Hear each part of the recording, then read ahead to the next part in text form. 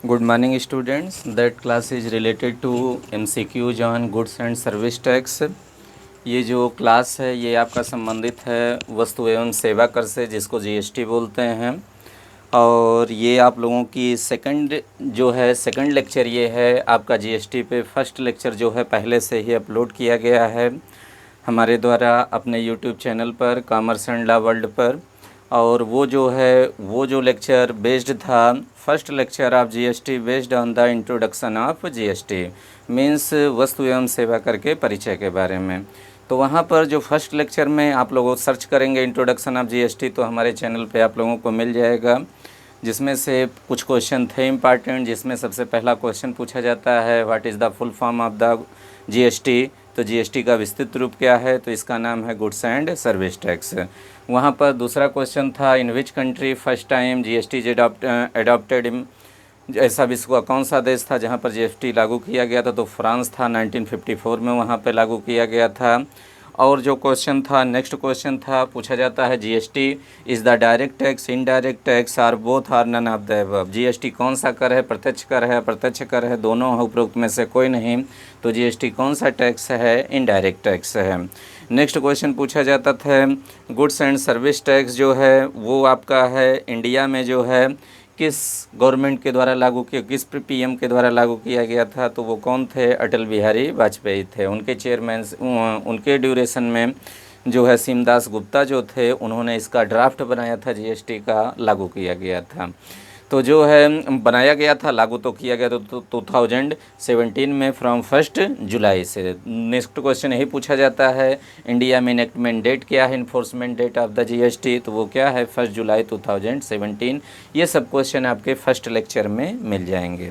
तो आज की जो क्लास है ये बेस्ड है, that GST class based on the basic concepts, आधारभूत अवधारणाओं पर आधारित है। ये भी कहा जाए इंट्रोडक्शन से ही रिलेटेड है, डेफिनेशन पार्ट से रिलेटेड है। तो यहाँ पर जो आपसे क्वेश्चन पूछा जाता है, जो कि बहुत ही इंपॉर्टेंट है आप लोगों के बीकॉम के लिए भी, थर्ड ईयर एग्जाम एमसीक्यू के लिए, नेट जेआरएफ में भी बहुत ही इंपॉर्टेंट है। स्पेशली जीएसटी का टॉपिक दिया गया है एमकॉम एंट्रेंस में भी, और आईएएस पीसीएस के प्री के एग्ज़ाम में, मेंस के एग्ज़ाम में भी यहाँ से क्वेश्चन पूछे जाते हैं। तो आइए कौन कौन से क्वेश्चन पूछा जाता है यहाँ से बेसिक कॉन्सेप्ट से जीएसटी में। तो फर्स्ट क्वेश्चन पूछा जा रहा है, खूब पॉपुलर क्वेश्चन है, विच committee suggested the implementation of the GST in India. Bharatvarsh में जीएसटी को लागू करने का सुझाव किस समिति ने दिया था। तो फर्स्ट ऑप्शन में दिया गया रंगराजन कमेटी, सेकंड में दिया गया Vimal Jalan committee, in third option Vijay Kelkar committees given, and fourth none of the above, उपरोक्त में से कोई नहीं। तो कौन सा समिति है, रंगराजन समिति जो है, ये सब बैंकिंग, फाइनेंशियल, पॉवर्टी से सब सारी चीज़ें रिलेटेड हैं। तो इसमें जो थर्ड ऑप्शन है विजय केलकर कमेटी, तो विजय केलकर कमेटी इसी ने ही सबसे पहले रिकमेंड किया था किसको, जीएसटी के बारे में, इंडिया में लागू करने के बारे में। फिर क्वेश्चन पूछा जाता है, in which year Vijay Kelkar committee was made by the government, कब इसको कॉन्स्टिट्यूट किया गया, कब बनाया गया इस कमेटी को, 2002 में बनाया गया था। ध्यान रखिएगा, कहीं 2003 मिलेगा, करेक्ट जो ईयर है 2002 है।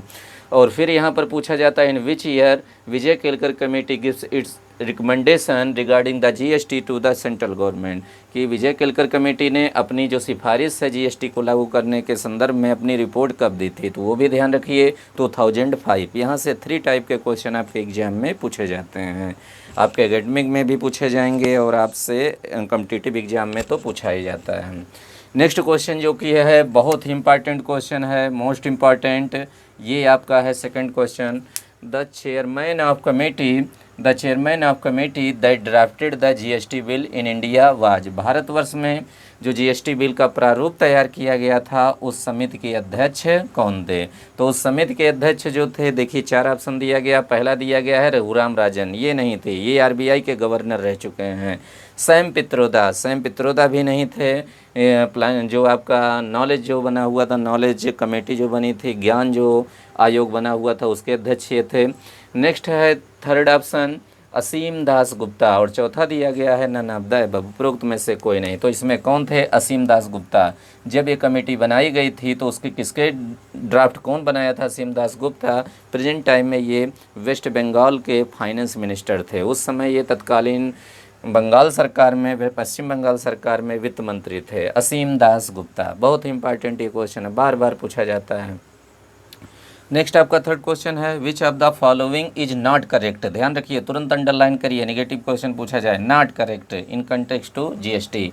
ये भी बहुत इंपॉर्टेंट क्वेश्चन है। यहाँ से 4-5 क्वेश्चन बनते हैं, एक ही क्वेश्चन में हम सबको समेट दिए हैं, इंक्लूड कर दिए हैं, ताकि आप लोगों को परेशानी ना हो। एक क्वेश्चन आप लोग कमांड कर लें, कई क्वेश्चन यहाँ पर आपके बन जाएं आपके एकेडमिक में, एमसीक्यू वाले पेपर में, और उसके बाद आगे के कंपटीशन एग्जाम में भी, एमकॉम एंट्रेंस, जेआरएफ, नेट, इन सब में, एमकॉम। हाँ, नेक्स्ट जो है यहाँ पे क्वेश्चन पूछा जाता है which of the following is not correct in context to GST. GST के संदर्भ में निम्नलिखित में से कौन सा कथन सही नहीं है, सही नहीं है। पहला दिया गया है it is value added tax, यह मूल्य संवर्धित कर है, मूल्य संवर्धित कर है। दूसरा दिया गया है it is destination based tax, यह गंतव्य आधारित कर है। तीसरा दिया गया है it applies to goods and services both, यह वस्तु एवं सेवाओं दोनों पर लागू होता है। और चौथा दिया गया है नन ऑफ द अबव, उपरोक्त में से कोई नहीं। तो क्या पूछा गया, कौन सा कथन सही नहीं है? तो ध्यान दीजिए यहाँ पर, it is value added tax, ये क्या है, ये तो सही है, ये करेक्ट ऑप्शन है। दूसरा दिया गया it is destination based tax, ये भी सही है, ये भी रॉन्ग नहीं है, सही है, डेस्टिनेशन बेस्ड टैक्स ये बोला जाता है। तीसरा apply to goods and services, यह वस्तुओं एवं सेवाओं दोनों पर लागू होता है, ये भी करेक्ट स्टेटमेंट है। तो चौथा, जब तीनों सही हैं तो ऑप्शन में आप कौन सा सही लगाएंगे? इसमें कोई भी जो है इनकरेक्ट नहीं है। पूछा जा रहा है कौन सा इनकरेक्ट है, कौन सा गलत है, तब आप कौन सा ऑप्शन लगाएंगे? नन ऑफ द अबव, उपरोक्त में से कोई नहीं। ध्यान रखिएगा, यहाँ से इंडिविजुअली क्वेश्चन बनता है। GST is a value added tax, direct tax, indirect tax, इस तरीके से। तो जो भी ऑप्शन में इनडायरेक्ट है तो इनडायरेक्ट पे मारिए, वैल्यू एडेड टैक्स है तो वैल्यू एडेड टैक्स पे। दूसरा पूछा जाता है डेस्टिनेशन बेस्ड है, तो डेस्टिनेशन बेस्ड अगर आपको ऑप्शन में दिखे तो उस पर मारिए, दोनों दिखे तो एक ऑप्शन रहेगा ए एंड बी बोथ, उस पर लगाइए। एक क्वेश्चन यहाँ से पूछता जाता है individually GST applies on goods, option में पहला रहेगा गुड्स, दूसरे में रहेगा सर्विसेज, तीसरे में रहेगा गुड्स एंड सर्विसेज बोथ, और चौथे में रहेगा नन ऑफ अबव। तो जहाँ पर गुड्स एंड सर्विसेज बोथ दिया गया है उस पर आप लोग टिक करेंगे। तो यहाँ से 5-6 क्वेश्चन अकेले बनते हैं इंडिविजुअली ऑन क्वेश्चन नंबर 3। तो सारी तरीके से हम आपको बता दिए यहाँ से किस किस तरीके से क्वेश्चन आपके एग्जाम में बन सकते हैं। Which type of question x from the question number 3, यहाँ सारी चीज़ें आपको बताए। नेक्स्ट आ जाइए क्वेश्चन नंबर 4 में। क्वेश्चन नंबर 4 में डेफिनेशन पूछ लिया जाता है। नाम क्या है? गुड्स एंड सर्विस टैक्स, इसका सब्जेक्ट का नाम है गुड्स एंड सर्विस। तो डेफिनेशन पार्ट में बार बार ये पूछा जा रहा है गुड्स एंड सर्विसेज में किसको इंक्लूड किया जाता है। तो सबसे पहले जो पूछा जाता है यहाँ पर, under the GST goods include, GST के अंतर्गत जो वस्तु है जिसको माल भी बोलते हैं में शामिल किया जाता है। बहुत ही कंफ्यूजिंग क्वेश्चन, ये आप लोग सेल्स ऑफ गुड्स एक्ट में फर्स्ट ईयर में पढ़े, डेफिनेशन वहाँ दी गई है सेक्शन 4 में गुड्स की, वही डेफिनेशन यहाँ पर भी कॉपी किया गया है। क्या था वहाँ पे? Goods means all type of movable property except the cash actionable claims and crops that are separated before the agreement. तो वही डेफिनेशन यहाँ पर भी है। तो देखिए एकदम शॉर्ट वे में यहाँ पूछा जाता है कौन सा शामिल इसमें जीएसटी के अंतर्गत जो माल की जो परिभाषा दी गई है, वस्तु की जो परिभाषा दी गई है, कौन सी वस्तु को शामिल किया जाता है, पॉजिटिव वे में पूछा गया है। तो देखिए सबसे पहले ओनली मूवेबल प्रॉपर्टी, केवल चल संपत्ति। बी ऑप्शन में दिया गया है केवल अचल संपत्ति, only immovable property. In third option given both and B, और and fourth option none of the above is given. तो इसमें कौन सा स्टार्ट ही होता है जो आपका गुड्स की definition, goods include all type of movable property. तो इसमें क्या है? मूवेबल प्रॉपर्टी पे आप टिक लगाएंगे, केवल चल संपत्ति। नेक्स्ट क्वेश्चन आपका है question number 5, which of the following is not comes under GST. Not comes पूछा जा रहा है कि जीएसटी के अंतर्गत कौन सी चीज़ें, कौन से उत्पाद सम्मिलित नहीं होते। तो जितने भी पेट्रोलियम प्रोडक्ट है, स्पेशली 5 टाइप ऑफ के पेट्रोलियम प्रोडक्ट यहाँ इंक्लूड नहीं होते हैं। तो वो जो है सबसे पहला कौन कौन सा है? देखिए दिया गया क्रूड ऑयल, कच्चा तेल, डीजल, पेट्रोल। बी ऑप्शन में दिया गया है एटीएफ। एटीएफ का फुल फॉर्म होता है एरोप्लेन टरबाइन फ्यूल, मीन्स जो आपका वायुयान जो ईंधन होता है, जो वायुयान में जो जहाज़ों में जो पेट्रोल लगता है उसको हम क्या बोलते हैं? एटीएफ। तो इसको फुल फॉर्म में बोलते हैं, याद रखिए, हो सकता कहीं पूछ लिया जाए, एरोप्लेन टरबाइन फ्यूल। नेक्स्ट आपका है नेचुरल गैस, प्राकृतिक गैस। और चौथा दिया गया है ऑल ऑफ दीज, उपरोक्त में से सभी। तो क्या पूछा गया है, नॉट इंक्लूड्स, निगेटिव वे में नॉट इंक्लूड्स, शामिल नहीं होता है।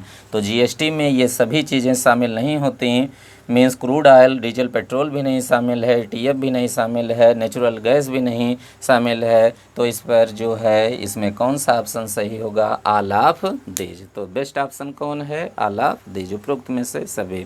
नेक्स्ट आपका है question number 6, which of the following is not the type of GST, निम्नलिखित में से कौन सा जीएसटी का प्रकार नहीं है, जीएसटी का प्रकार नहीं है। तो यहाँ पर देखिए सबसे पहला दिया गया है सीजीएसटी, सीजीएसटी को बोलते हैं central goods and service tax, केंद्रीय वस्तु एवं सेवा कर। सेकंड ऑप्शन में दिया गया है SGST, state goods and service tax, राज्य वस्तु एवं सेवा कर। तीसरा दिया गया है IGST, integrated goods and service tax, integrated means एकीकृत वस्तु एवं सेवा कर। और चौथा दिया गया है नन ऑफ द एबव, उपरोक्त में से कोई नहीं। क्वेश्चन कब क्या पूछा गया है, not the type of means प्रकार नहीं है, नेगेटिव फॉर्म में। तो आपको पता है जो फर्स्ट टाइप ऑफ जीएसटी क्या है, सीजीएसटी, सेंट्रल जीएसटी। दूसरा क्या है, स्टेट जीएसटी, स्टेट जीएसटी। तीसरा दिया गया है इंटीग्रेटेड मीन्स जो दो राज्यों से संबंधित होता है, इंटीग्रेटेड जीएसटी उसको बोलते हैं, ये भी टाइप है। और चौथा दिया गया नन ऑफ द एबव। तो सारे जब ऑप्शन सही हैं तो किस पे आप लगाएंगे, नन ऑफ द एबव, उपरोक्त में से कोई नहीं। तो ये सब क्वेश्चन बहुत ही कन्फ्यूजिंग रहते हैं, डेंजरस रहते हैं, नहीं अच्छे से पढ़े रहेंगे तो क्वेश्चन गलत होगा, जो कि बहुत ही इंपॉर्टेंट है हर एक क्वेश्चन अपने आप में। और यहाँ से आपको क्वेश्चन 100% मिलना तय है। नेक्स्ट आइए question number 7, GST imposed on union territories central ruled state is called, means संघ शासित राज्यों में जो केंद्र सरकार द्वारा लगाई जाती है जीएसटी, उसका क्या नाम है, उसको क्या बोलते हैं, जो संघ शासित क्षेत्रों पर यूनियन टेरिटरीज पर लगाया जाता है। तो आपका है एसजीएसटी, एसजीएसटी किस पर लगाया जाता है, राज्यों पर। State goods and service tax, राज्य वस्तु एवं सेवा कर। बी ऑप्शन में दिया गया central goods and service tax, CGST बोलते हैं। और तीसरे में दिया गया है UTGST, union territory goods and service tax. और इसका एक नाम और है यूजीएसटी, यूनियन टेरिटरी साइलेंट है, union territory goods and service tax. और चौथा दिया गया है नन ऑफ द एबव, में से पूछा गया है यूनियन टेरिटरी में जो जीएसटी लगता है उसका नाम क्या है। तो उसका नाम क्या है, यूटीजीएसटी। तो आपके ऑप्शन में वुड यूटीजीएसटी रहेगा या यूजीएसटी रहेगा। तो इस पर आप लोग टिक करेंगे। तो ये बहुत इंपॉर्टेंट है, इसको आप लोग नोट कर लीजिए, समझ लीजिए अच्छे से, बहुत ही एग्जामिनेशन के पॉइंट ऑफ व्यू से, क्योंकि सटीक मैटर जीएसटी पर कहीं पर भी नहीं है जो आपके सिलेबस के अकॉर्डिंग हो।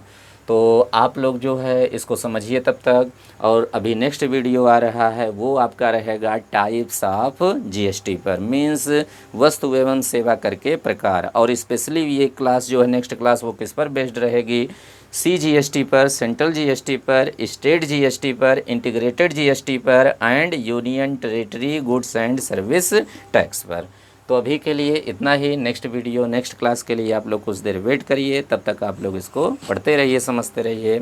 और जो लोग अभी चैनल पे नए हैं, जुड़े नहीं हैं, वो सभी लोग सब्सक्राइब कर लें, आपस में शेयर कर लें, क्योंकि काफ़ी लोग परेशान हैं, काफ़ी लोगों का मैसेज आ रहा है हमारे पास, सर कैसे करें क्या नहीं करें। तो जितने भी हमारे MCQs हैं वही आप लोग अच्छे से सॉल्व कर लीजिए, आपको परेशान होने की ज़रूरत नहीं पड़ेगी, आप लोग बेटर करेंगे एग्ज़ाम में। तो अभी तक के लिए इतना ही। Thank you class.